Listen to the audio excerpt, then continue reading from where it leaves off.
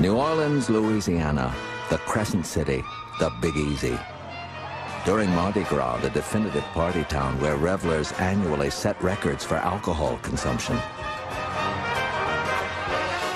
But there is another form of spirit for which New Orleans is known. For centuries, tourists and residents have witnessed ghostly apparitions from the mythical city's past. A voodoo queen lurks the grounds of her Gothic cemetery plot. A highly respected socialite reminds others of her secret, malicious past. And children of a wealthy plantation owner continue to play on the grounds they once loved before they and their mother were murdered. This is the story of the spirits of New Orleans and how they make themselves known today in the legendary Crescent City.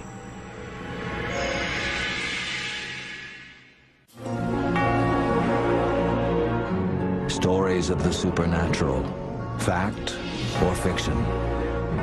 Through a veil of sightings and encounters, we catch a glimpse of our historical past on our journey through haunted history.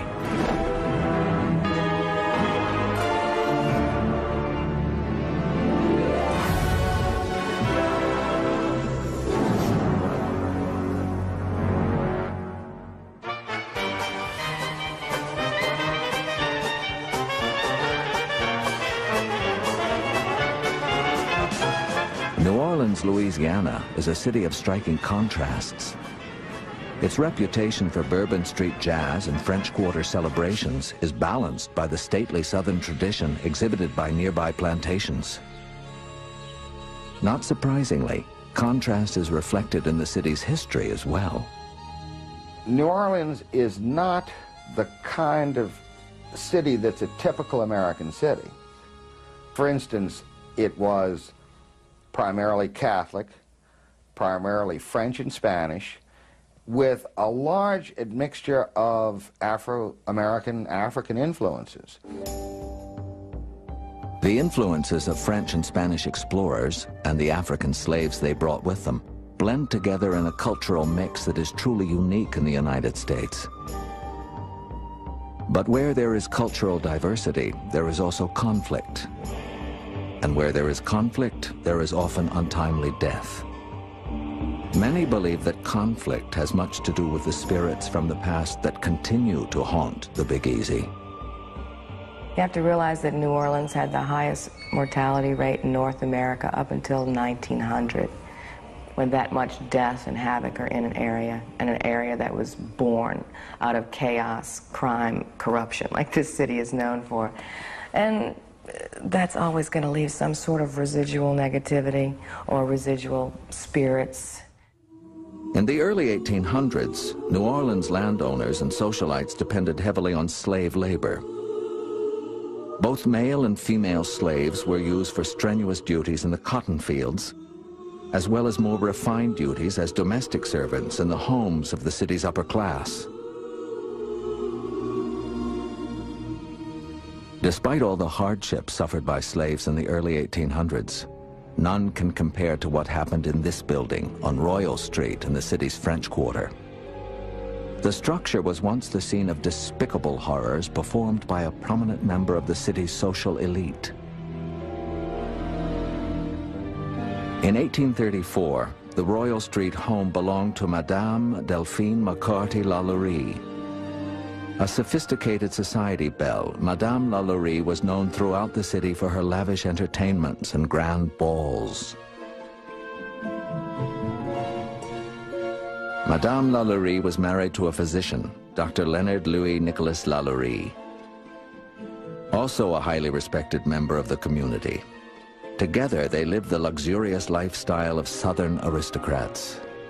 But the public demeanor of this couple was a hideous charade. Lurking behind the charming smiles were the souls of sadists, a fact that came to light on April 10, 1834. A fire broke out in the kitchen of the mansion and quickly spread throughout the structure. When firemen arrived, they found a strange barred door leading to the attic. When they forced the door open to check for smoldering embers, the firemen smelled the unmistakable odor of death and witnessed a sight sickening beyond belief. The New Orleans Bee newspaper described what the firemen witnessed in its April 11, 1834 edition. Upon entering, the most appalling spectacle met their eyes. 7 slaves, more or less horribly mutilated, were seen suspended by the neck, with their limbs apparently stretched and torn from one extremity to the other. Language is powerless and inadequate to give a proper conception of the horror which a scene like this must have inspired. We shall not attempt it, but leave it to the reader's imagination to picture what it was. Reporter, New Orleans Bee.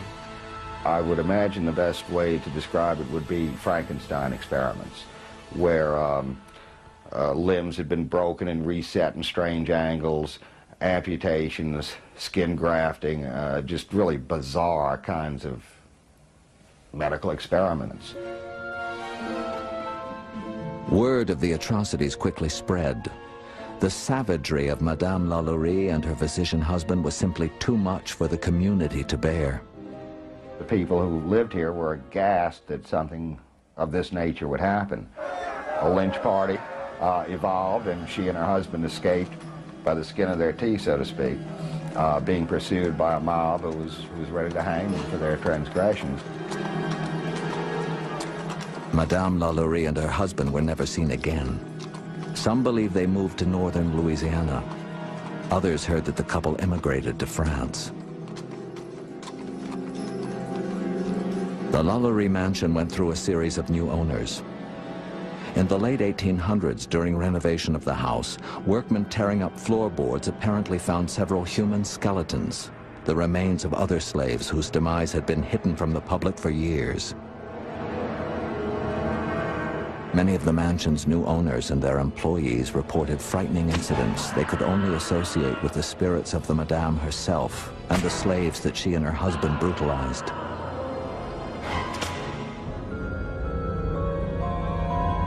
On some occasions, the sightings of Madame Lalaurie have been relatively benign, such as the time she was spotted simply leaning over the crib of an infant. But at other times, Madame's darker side returned. In the late 19th century, a sleeping servant found himself literally being strangled by the ghost of Madame Lalaurie. He awoke to see what appeared to be a sort of translucent white female with black hair, very pale features, very attractive, but with a very maniacal look on her face, choking him. He's preserved by a pair of black hands who break her grip from around his throat. And the specter then screams and disappears. So this is evidently she and her slaves are still having at each other. Spirits of the slaves themselves have also been spotted, but unlike the spirit of Madame Lalaurie, they have never done harm. In the 1890s, when the Lalaurie home had been converted to a boarding house, a fruit peddler climbed a startling discovery. This individual came back to his lodgings after a day's work, mounted the steps to go to his room, and he finds on the steps a black male who was naked with the exception of being chained, being shackled. The man immediately approached this fella to demand to know what he was doing, and he lunged towards this figure, and when he did, the figure just simply disappeared. Today, the Lalaurie building is home to a trendy French Quarter restaurant. But to the students of New Orleans' haunted history, it stands as a reminder of Madame Lalaurie's shameful past. I imagine if she hasn't found peace, she probably could still be haunting the old house and roaming looking for blood and satisfaction. We now return to haunted history. A walk through St. Louis Cemetery No. 1 in New Orleans is literally a walk through history. Out of all the grave sites, one is most commonly visited. It is easily found because of a series of red X's scratched with brick onto the front of the tomb. Visitors make the marks as a form of voodoo prayer, for this is the grave of New Orleans' most famous voodoo queen, Marie Laveau. When anyone mentions the word voodoo, the images that come to mind are those of zombies and witches, Satanism, black magic, and primeval tribal dance undulations. All images primarily introduced by television and motion pictures. But true voodoo, as originated in Louisiana in the early 1800s, is far from the widely publicized stereotype.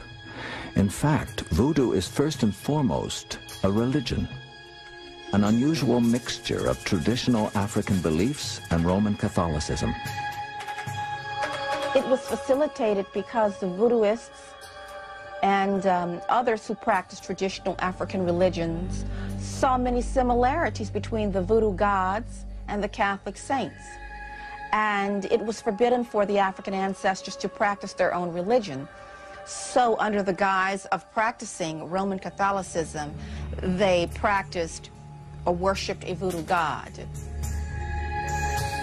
The most famous practitioner of voodoo was Marie Laveau. Born in 1794, Laveau was a mulatto of mixed black, white, and Indian blood. As such, she was from birth a free woman of color. After a failed marriage, Laveau supported herself by working as a hairdresser to the wealthy white and Creole women of New Orleans. At this time, she also learned the practices of voodoo. As a result of her talent for the theatrical, her business acumen, and her personal charisma, Marie's reputation soon eclipsed that of other voodoo queens.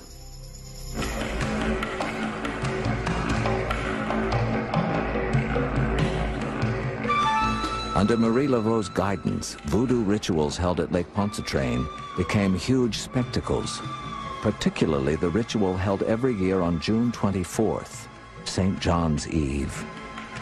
The St. John's Eve ritual occurs during the time of the summer solstice, and St. John that they're speaking about is St. John the Baptist, who became equated with the voodoo god. So that St. John's Eve ritual is a perfect example of how many cultures have mixed and come together. Marie Laveau's reputation knew no racial boundaries. People of all colors came to her for aid and advice. One of Marie's most famous visitors was a Louisiana aristocrat whose son had been accused of rape and was awaiting trial. The father came to Marie for help in gaining an acquittal. Marie's approach began with a mixture of a special gris-gris, a combination of herbs, roots, and oils ground together and placed in a small bag. Marie placed the bag on the judge's doorstep with a note proclaiming the young man's innocence. As part of her ritual, Marie then inserted 3 guinea peppers into her mouth and placed the peppers under the judge's chair. Then came the trial and the verdict, not guilty. Everyone was happy, and in gratitude to the great voodoo queen, she was given a gift of a white house. This house was called Maison Blanche, which in French means white house. And it was the site of a lot of voodoo activities. While many skeptics might question the true effect of Laveau's work on the outcome of the trial, those who walk in her footsteps foster no doubts. I believe that Marie Laveau's intervention helped this aristocrat and his son because, as a priestess myself, I know the power of prayer and I know the power of ritual. And I know it was not just wishful thinking or something that just happened. For the followers of voodoo, Marie Laveau's spirit lives on in New Orleans parlors where gris-gris potions are still mixed today. But apparitions of Marie seem to also have appeared, even to non-believers. New Orleans is a city of spirits. It's a very mystical place. And Marie Laveau is a legend. Some say she has manifested herself as a crow. Edgar Allan Poe, the Raven, and all of these notwithstanding. She once lived in the 1000 block of St. Anne Street in New Orleans. And spirits like to frequent the places where they once lived. So people have allegedly seen her there. And then, of course, the cemetery, which is the place of all place of spirits. Marie has been sighted there. But whatever manifestation she has taken, her presence is still very much felt here. And people from all over the world come, and we seek the aid of her spirit to help us. Marie Laveau is still with us today. She is present. She is just as present as any saint in the church, as any family ancestor that has gone before us. She is with us today. A voodoo parlor of New Orleans is one of the few places where the contrasting worlds of African tradition and Southern aristocracy would meet. But New Orleans aristocrats have their own spiritual legends to tell.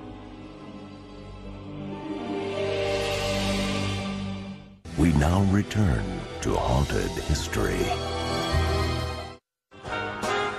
While Canal Street and the French Quarter quickly became established as the heart of New Orleans nightlife, the aristocracy found life on the surrounding plantations much more to their liking. The Myrtles Plantation was built in 1796 by General David Bradford. For 650 acres of land, he paid $1.25 per acre. What Bradford and subsequent owners did not realize is that the land was originally taken by the Spanish from the Tunica Indians. What Bradford and subsequent owners did not realize is that the land was originally taken by the Spanish from the Tunica Indians, who used it as a burial ground. As any student of haunted history knows, Indian burial grounds are commonly the locations of supernatural activity. Judge Clark Woodruff, a law school colleague of General Bradford, subsequently took over the plantation.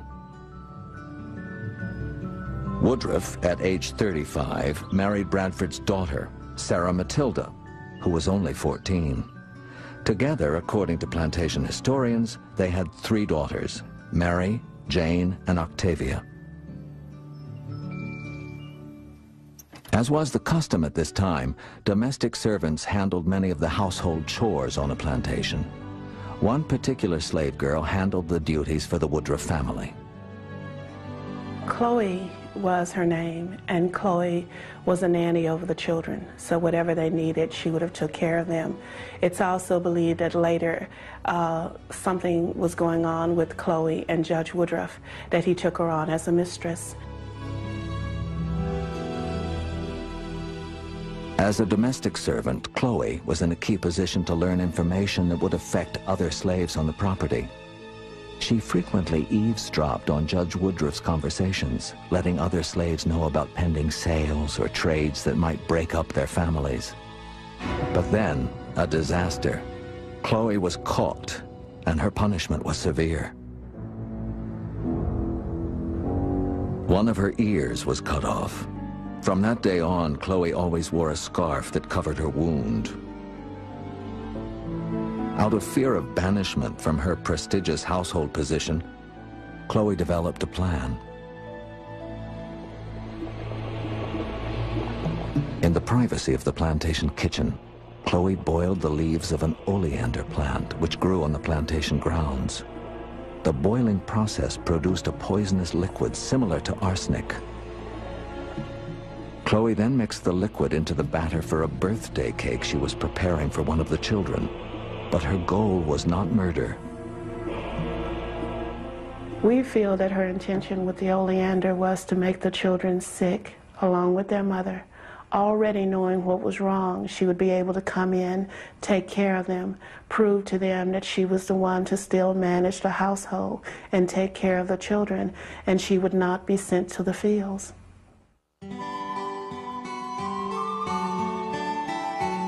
On the night the birthday cake was served, the infant Octavia had already been put to bed. Judge Woodruff was away on business. The delicious cake was happily consumed by Jane, Mary, and their mother, Sarah Matilda. But Chloe's plan backfired horribly. The oleander mixture was stronger than she had anticipated. And within hours, the two young girls and their mother were dead. Chloe received the ultimate punishment.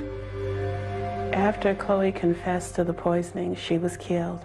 And she was killed by a mixed mob, black and whites together, who were upset of what she had done to the children, and she was hung here on the grounds.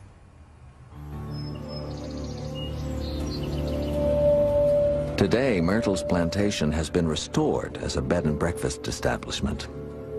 Visitors at the Myrtles have reported seeing the spirits of Chloe, the two murdered children, and their mother, Sarah Matilda. One night, a guest arrived late in the evening to see a young girl sitting on a bed, swinging her legs, dressed in a white gown. The next morning, the guest, thinking the child was the daughter of friends also staying at the Myrtles, remarked how much the child had grown. His friends explained that they had not brought their daughter along on this particular trip. I really believe that he may have saw one of the judge's children. They tend to show themselves always wearing the white dress. And he said it was a gown, but it's very close to it. We believe that it was one of the judge's children. Still, other guests have reported seeing visions of two young girls playing gleefully on the plantation grounds. We've had some guests come to visit, and they've had children with them. And the children like to show themselves to other children. And they've said that they've played with girly friends. We've had no other guests on the grounds that evening with children with them. The children's poisoned mother has also made her presence known, always seen on the home's main staircase. Maybe she's trying to see who's coming to her home. We don't know. But she keeps a very low profile, and we believe it could be Sarah Matilda. Tour guide Hester Eby herself has come into contact with what she feels are spirits from the past. I have myself been upstairs before, and I try not to go upstairs alone. But I have been upstairs, and coming down the back staircase, you can hear the sounds of someone else taking a step. They're walking along with you, and when you stop, that sound will stop.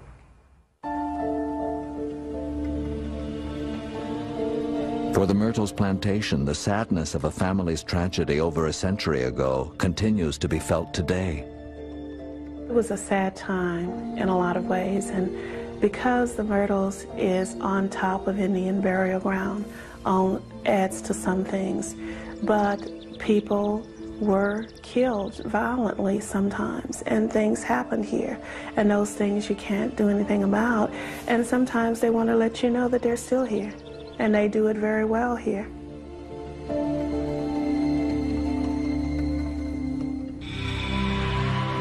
The spirits who apparently haunt New Orleans are not all victims of violent deaths. One woman passed away peacefully and continues to watch over her unusual home, the Mississippi riverboat Delta Queen.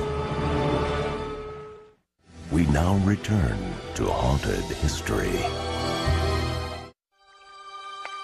As the southernmost port of the Mississippi River, New Orleans has always played a major role in the evolution of river transportation. Today, the river is a highway for cargo-filled freighters and luxurious steamboats. Steamboats may seem unlikely places for hauntings to occur, but one ship in particular, the Delta Queen, has a fascinating spiritual past. From 1811 to 1900, Steamboats powered development, growth, and trade for the cities and states along the Mississippi.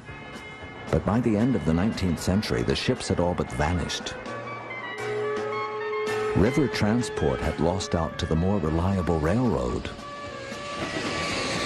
As steamboat lines closed one after the other, one man, Captain Gordon C. Greene, refused to see the image of a paddle-wheel riverboat die. Starting a company now known as the Delta Queen Steamboat Company, Greene purchased his first steamboat, the H.K. Bedford. Shortly thereafter, he married Mary Becker from Marietta, Ohio. By 1895, Mary B. Greene had learned enough at her husband's side to join a handful of women licensed to pilot steamboats. Soon, she became a full-fledged riverboat captain. Captain Gordon Greene died in 1927, leaving the Greene line of ships in the hands of his wife Mary and their sons Tom and Chris. When Captain Chris died of a heart attack at age 43, Captain Tom set a goal to provide steamboat. Captain Chris died of a heart attack at age 43. Captain Tom set a goal to provide steamboat lovers with the finest craft ever to travel the waters of the Mississippi. In 1946, he found it in the steamer Delta Queen. Built in 1926, the ship had been commandeered for Army use in World War II and painted a drab gray. After an extensive $750,000 renovation, the Delta Queen made her maiden passenger voyage on June 30th, 1948. Captain Mary herself piloted the vessel during the early months. A room aboard the Delta Queen was specifically fitted out as her home. Unfortunately, Mary died less than a year later, having been a riverboat captain for 55 years. Just before she passed away, Mary was quoted as saying, "Were I to live over again, I wouldn't miss a day of the life I've enjoyed." After her death, Mary B. Greene's physical presence may have left the Delta Queen, but many feel that her spirit still inhabits the famous ship. In 1982, First Mate Mike Williams became a believer when he was sleeping in his bunk, all alone on the ship during a winter layover. Somewhere along 1:30, 2 a.m., I was awakened by a sound. It was a sound as if someone had bent down close to my ear and said, "Psst." And I realized that I had just come out of a deep sleep, and I thought, boy, that's an interesting dream. I was just starting to drift off to sleep again and in my darkened room when this time very distinctly and very close to my ear, and I could feel breath blow on me. There was another psst, and it was very frightening. Mike decided to investigate, thinking someone had come on board. I got down to the bottom of the staircase, and there was a loud slam. A door had slammed in the aft cabin lounge, halfway back on our what we call the cabin deck. Once again, it startled me, and I proceeded down the aft steps towards the engine room. And lo and behold, I stopped and paused, and I heard water gurgling. Mike climbed down the steps to a large intake pipe where water would normally circulate from the river to supply the boilers when the vessel was in operation. There he made a frightening discovery. A hole had rusted through the pipe, and water was gushing into the engine room with the stream of a fire hose. Mike made a hasty temporary repair, called his chief on shore, and the two made a permanent repair.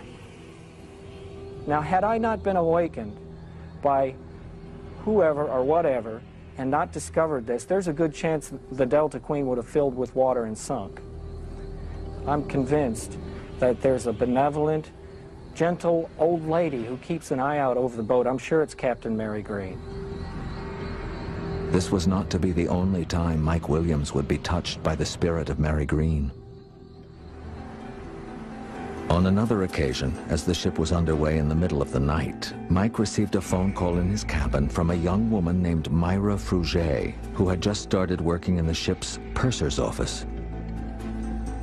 She said she had just received a call from an old lady down in the cabin area who had complained over the phone that she was cold and she wasn't feeling well, and she needed someone to come take a look at her. I said, I'll hurry down and I'll check it out. When Mike reached the elderly woman's room, he knocked and there was no answer. After knocking again, he feared that the woman might be in severe distress, so he opened the door with his passkey. Opened the door, the room was empty. Not only was it empty, it was unoccupied. So I thought, that's strange. And I thought, well, perhaps it was an old lady who had made a mistake on which cabin she was in and had called from a different location. Mike went to the purser's office to confirm that he had been sent to the right cabin. He found a slightly shaken Myra Fruget. Myra sat there and she said, something funny's going on here. She said, I had a strange feeling that I was being watched through the window. And I said, you're kidding. She said, no. And I turned around and looked, and there was an old lady looking at me through the window. Because Myra was still shaken by the incident, Mike offered to walk her back to her cabin. On the way, they passed historical photos from the Delta Queen's past. Myra and I were walking along, just chatting quietly so as not to disturb anyone, when she looked at these photos and she grabbed my arm and stopped, and her eyes grew wide, and she was really shaken. And I said, what's wrong with you? And she said, that's her. I said, who? She said, that's the lady who just stared at me through the window. I said, it can't be. That's Captain Mary Green. She died in the 40s. And she looked back at me and she said, that's her. As fate, and perhaps Mary B. Green would have it, this was just the beginning for Mike Williams and Myra Fruget. The moral of the story is that things did progress, and Myra Fruget is now my wife, Myra Williams, and we have an 11-year-old daughter. Now, and we're always proud to tell people that we were introduced by Captain Mary Green.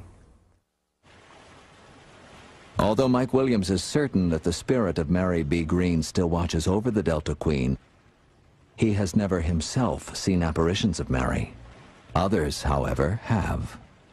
Well, it was interesting. It was the first time I had ever been on the Delta Queen, and I wasn't there as any river historian. I knew nothing about the boat or the history of it, really. I was there as a musician. Marcy Richardson, official historian for the Delta Queen, has seen visions of Mary on several occasions. She will never forget the first. Marcy was alone, reading late at night in one of the Delta Queen lounges. I noticed, just peripherally, somebody walking past me, which I found unusual that late at night, and I looked to see who it was. It looked like an older woman who I didn't recognize, but I could see this person walking. I thought, that's odd. And you know how when you're taken away from your reading, you look up and then you look back again. By the time I did the double take, she was gone. When this happened the third night in a row, Marcy became concerned enough to tell the ship's cruise director, who asked Marcy to describe the woman. Marcy was shown a picture of the legendary female riverboat captain. I said, who on earth is that? And then he started telling me about Mary Green. So, and that was who I saw. I mean, there's no doubt about it. She could have just been photographed. Mary Green may have also made her presence known to ship entertainer Phyllis Dale when she left her cabin late at night to use a restroom. Immediately in front of me was a lady in a long green velvet robe. I followed her, and she made a turn, and I turned, and she wasn't there anymore. The next day, Phyllis confronted the ship's captain. I asked Captain Shinigari what he thought made of this. And he said, Phyllis, he said, you've only been on the Delta Queen a few months. He says, you probably don't know that we have a ghost on board, the ghost of Mary Green. For the crew and guests of the Delta Queen, Mary Green's presence aboard the ship does not make them fearful. In fact, it lets them rest easier at night. In fact, it lets them rest easier at night. I don't get a feeling that she's a troubled spirit. I think that she's quite content doing what she's doing, which is seeing the vessel along through the years, so that it continues to be a time capsule, just absorbing the energy of the people who've been there. But oh yeah, she's there.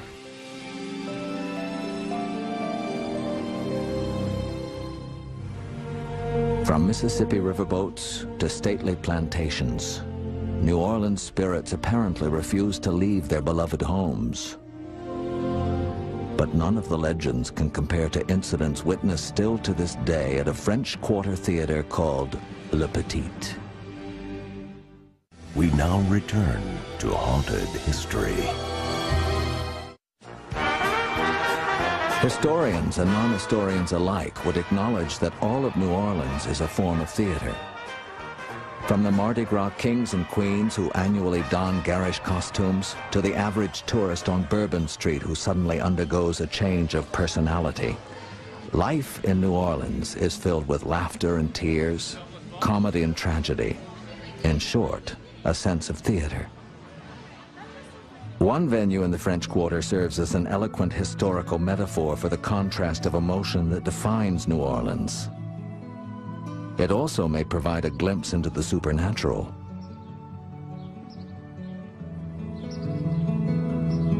The Le Petit Theater opened its doors to the public in 1922. Prior to that time, the building had survived fires and reconstruction dating back to the late 18th century. But it took the dramatic elements of theater to truly bring the structure to life, and to bring about the return of deceased theater participants who apparently never wanted to leave.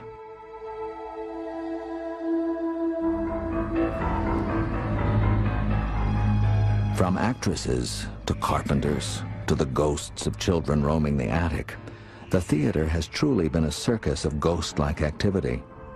Perhaps the most famous figure is an actress named Caroline, who has been known to help corral the mischievous young spirits whose presence no one can explain.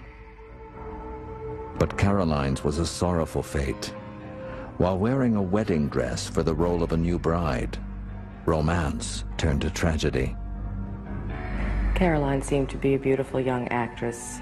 The rumor has it that she was having an affair with someone here. She was married, so I suppose they had little clandestine meetings up on the roof over in the courtyard. No one knows exactly what happened that day, but it seems somehow she fell. Her head cracked open and she died. Well, even though she died abruptly, with that proverbial unfinished business that always keeps people lurking around, they say she's still here, but in a benevolent way, helping people, interacting with them. Images of Caroline on the back stairs of the theater have been seen by many employees. Several set designers and technical directors acknowledge having asked the spirit of Caroline for assistance. Stephen Thurber once sought her help as he searched the attic for a sword. I couldn't find this prop for production, and I knew I'd put it up there months ago. And couldn't find it, looked all over, needed it for the rehearsal that night. So one of the things that myself and the other people who worked here used to do was ask Caroline to help us find whatever we were looking for.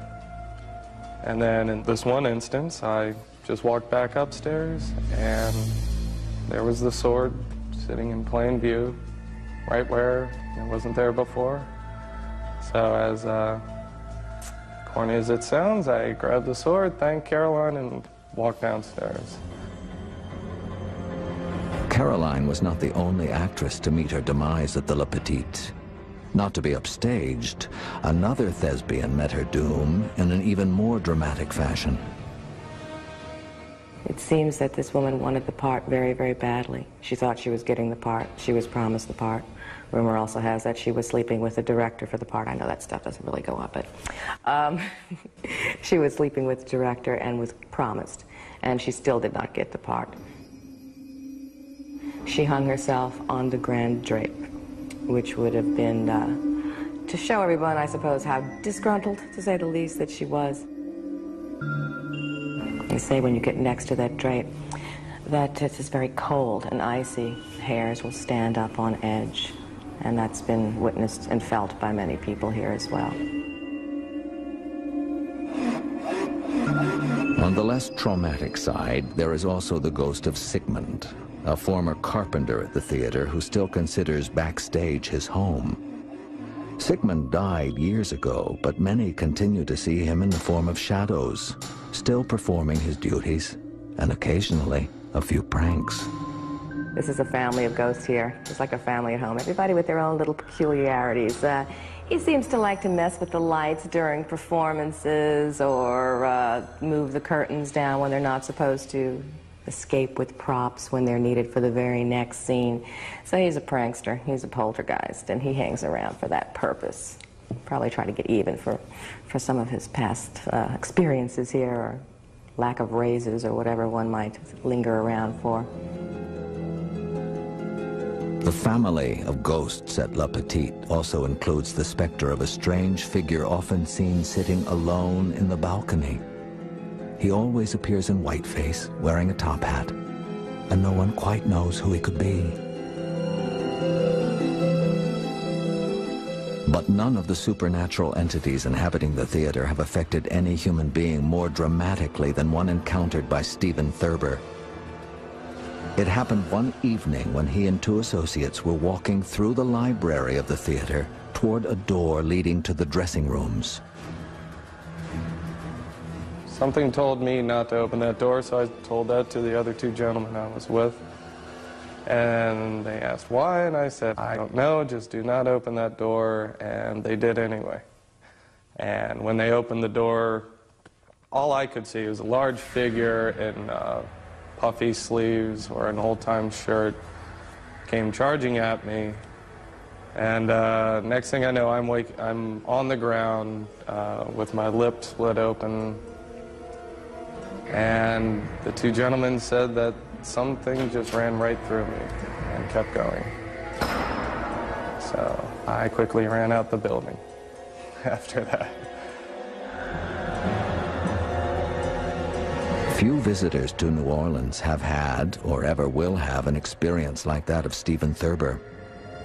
It is unlikely also that tourists will run into Marie Laveau at St. Louis Cemetery, or Madame Lalaurie in the French Quarter. If they are lucky, however, they might catch a glimpse of happy children at Myrtle's plantation, or Mary B. Green on the Delta Queen. Many believe ghosts to be a figment of our imaginations. If that is true, the city of New Orleans must be viewed as fertile ground for the curious mind. For few cities in America can lay claim to the broad range of mysterious encounters documented in the Crescent City.